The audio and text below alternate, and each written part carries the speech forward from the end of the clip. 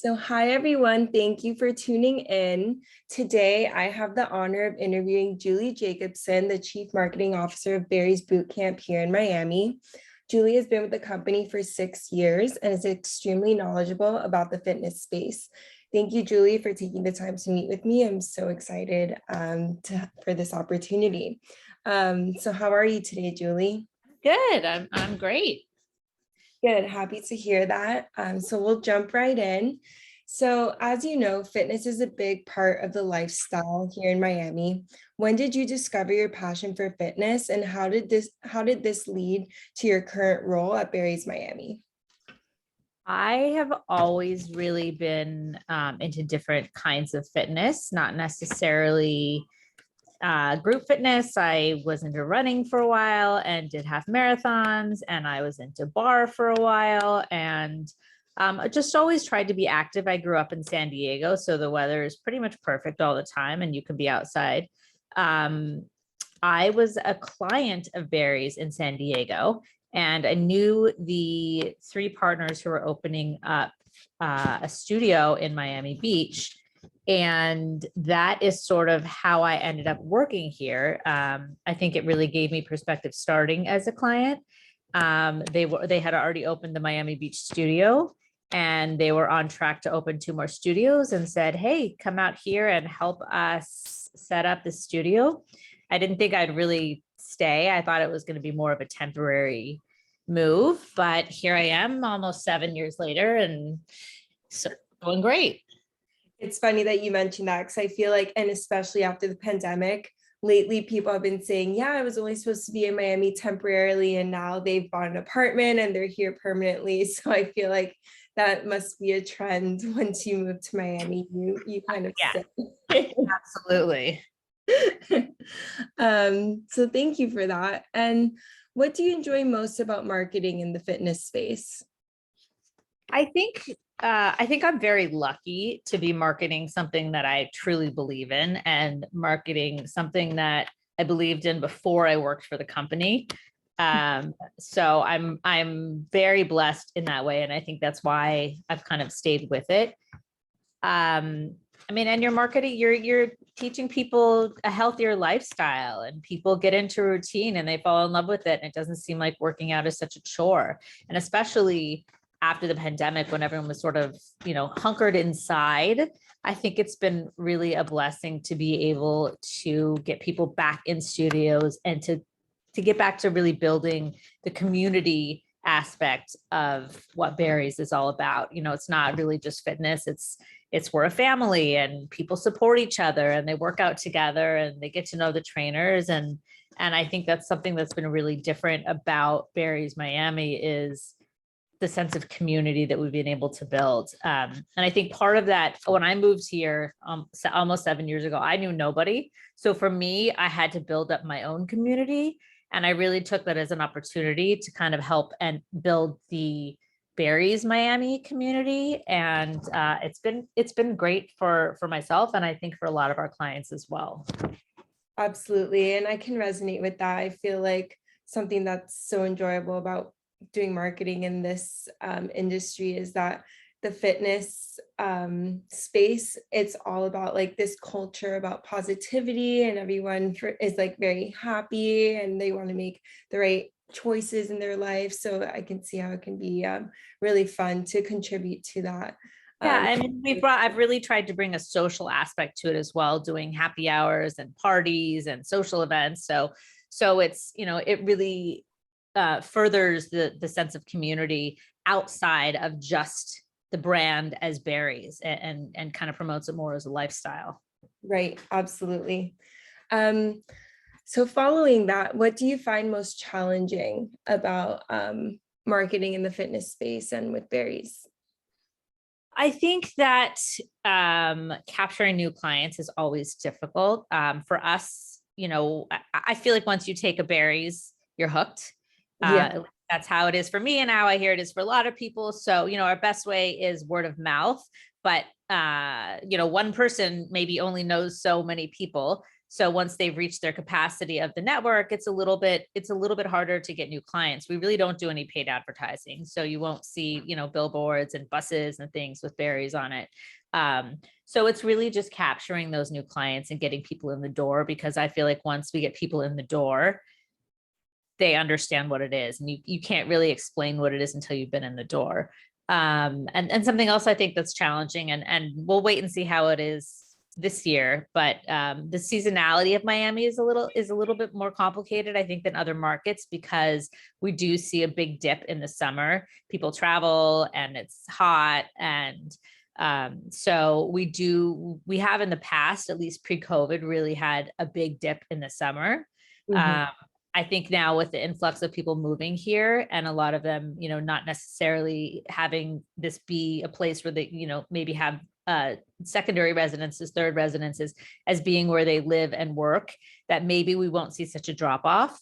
But, considering it just hit June, I guess we'll find out. Yeah, it'll definitely be interesting to compare between like summer of 2019 and this summer, since like over the last 2 years is when that big move has happened, or migration, you can call it, has happened to Miami. So that'll be really cool to see.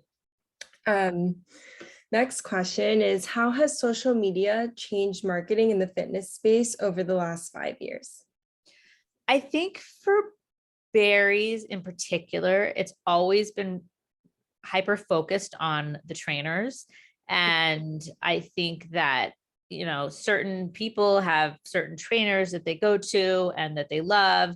And, with social media, it really gives them an insight into who they are, how they train, what they eat, if they have a, favorite restaurant, and it sort of personalizes the experience. And I think for us, we don't really do, at Berries Miami specifically, we don't really do any specific marketing via social media. Obviously, Berries as a whole for the whole country does. But for us, we've really found that the trainers' social media is our best way to get the word out about different things, challenges, or, upcoming events, or, anything on that level, because people really, originally when Berries started, the trainers were called enter trainers, to go in, entertain and train, and sort of be this whole, celebrity factors is sort of what they've become. And I think that that's really where it's changed with social media, is they have an audience inside the Red Room and outside the Red Room. Right. Yeah, and I can definitely see that too. I mean, I've been a member at Berries for 6 years now, and I can definitely say that the trainers have a really great way of connecting with the clients in the room and outside. Like, it's not like you follow a trainer and they don't follow you back. Like, they really do build that sense of family online, and they stay connected with the clients too. And I'm sure that makes a difference in your marketing as well. So following that, earlier you mentioned the pandemic. I wanted to touch on that. So obviously during the pandemic, fitness studios were forced to shut down worldwide. Tell us about the marketing challenges you faced during this time and how you quickly shifted your strategy. Yeah, I mean, our doors were shut for about 3 months with, no one in there. We did one live feed through Berries Corp, like with Berries nationally, of a class in studio, and some of our trainers did, personal Zoom workouts and things like that. But in terms of the studios, I mean, we were doors closed for 3 months. So that was really difficult for everybody. But when we reopened, we had a capacity that was, I don't know, 25%, I think, first, with masks.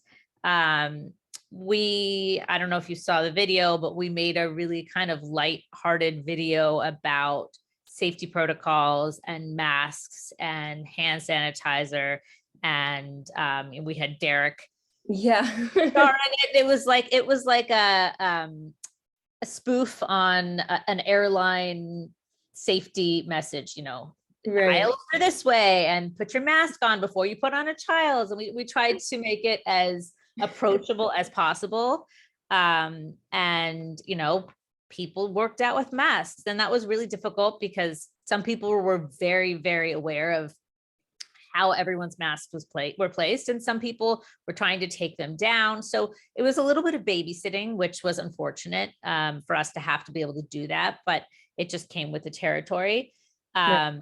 And as the time when we reopened was really probably around now, about 2020, so June-ish.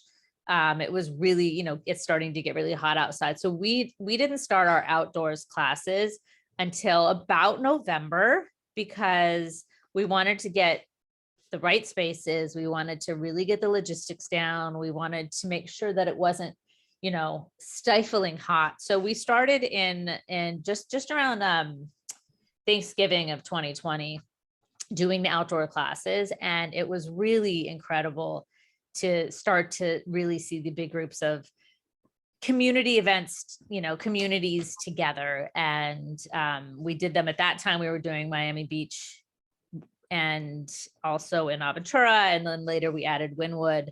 And that we saw a lot more people coming outdoors, and it was a lot of people who had come down from New York who had, kind of been used to that in that space, were Right. really much more comfortable outside. So we offered both for a long time. We actually still have outdoor classes on the weekends. So it was, it was good. It was definitely a pivot. It was a lot of work. It was a lot of actually setting things up and figuring out the sound system. And but it came together. And our first big event after the pandemic was in February of 2021. We did an event at the Hard Rock Stadium, and we had like 400 people on the field do a berries workout. And that was really the first big event that we were able to get everyone together. And that really brought a sense of community as well. Right. Wow, that's amazing. Excuse me. I think I do remember seeing footage of the Hard Rock Stadium event, and it's just so nice to see the community come together, especially after being apart for so long. Yeah. It's been really exciting. Next, so Barry's has a strong presence in the local and global fitness community. Are there any exciting plans you can share with us for the future of Barry's Miami? Not really right now. We're not planning on expanding studios at this time. We're just going to kind of keep doing what we're doing and keep the community strong. We'll pick back up with some social events in the fall. But as for right now, we're just staying on the same trajectory and hope to keep, getting new members of our fit family and doing what we do best. Yeah. Well, that's great. You guys are masters at what you do. So I'm excited for the events to come in the fall. And then our last question, what would you recommend to someone trying to redirect their career and enter the marketing world? I would say I'm super lucky to work for a brand that I believe in and that I believed in before I worked for the company. But that's not always the case, and probably not always, especially in the beginning of someone's career.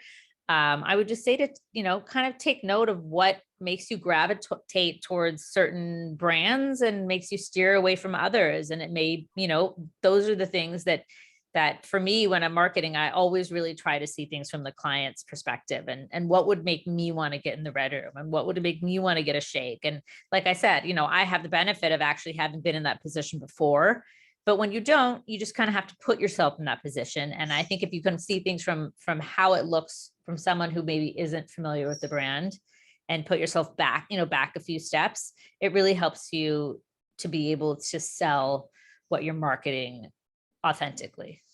Right. That's really great advice. And I like how you mentioned selling authentically, because I think that's what's most important, that the customer feels that the company is genuine and authentic and they're not just trying to sell.